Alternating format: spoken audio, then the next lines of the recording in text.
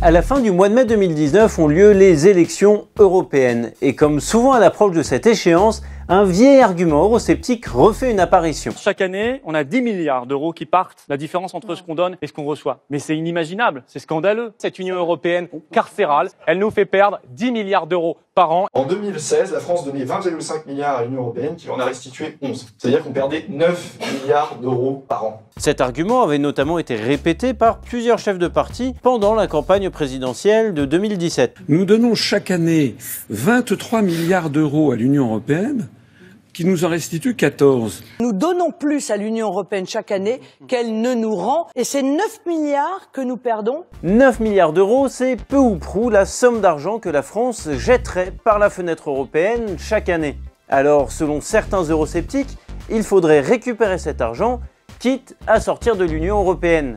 Le problème, c'est que ce calcul est carrément simpliste et trompeur.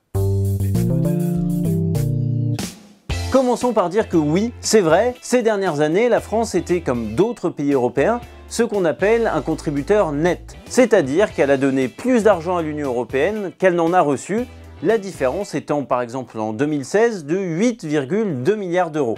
Alors c'est vrai que c'est une belle somme, mais il est abusif de dire que cet argent est simplement gâché. Même s'il est investi ailleurs, sur le long terme, il peut profiter à la France. Alors l'argent qui est versé au budget de l'Union européenne, il sert à financer des prérogatives de l'Union. Ça, c'est des politiques qui sont conduites à l'échelle du continent et qui vont pas seulement l'être en France. L'idée générale de l'Europe, c'est que ça profite malgré tout à tout le monde. Par exemple, une partie du budget est destinée au développement de routes ou de lignes de train qui permettent de mieux relier les villes européennes entre elles. L'Union européenne investit en ce moment plusieurs centaines de millions d'euros dans la ligne ferroviaire transalpine qui permettra de rallier Paris à Milan en 4 heures contre 7 actuellement.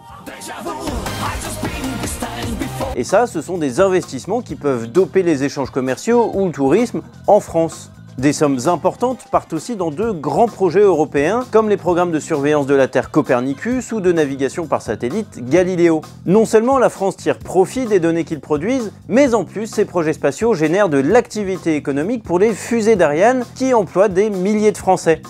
Mais pour certains eurosceptiques, cela importe peu, car nous aurions des besoins plus importants dans notre pays qui nécessitent de récupérer ces milliards perdus à l'Union européenne. Au lieu de donner 10 milliards par an à l'Union européenne, eh bien je propose que ces 11 milliards soient rendus aux Français.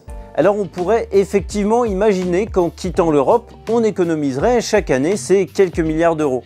Mais il ne faut pas oublier que notre contribution budgétaire est aussi un droit d'entrée qui nous donne accès à de nombreux avantages propres à l'Union européenne. La France a son commerce avec les autres pays européens qui a doublé grâce à l'Union européenne. Et ça se traduit par des gains en termes de PIB, un revenu par habitant qui est de manière permanente plus important que ce qu'il aurait été en l'absence de cette intégration commerciale.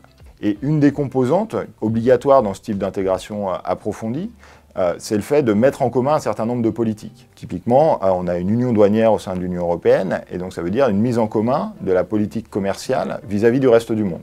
Et donc ça, c'est une des dimensions qui ne peut pas être atteinte par des accords alternatifs.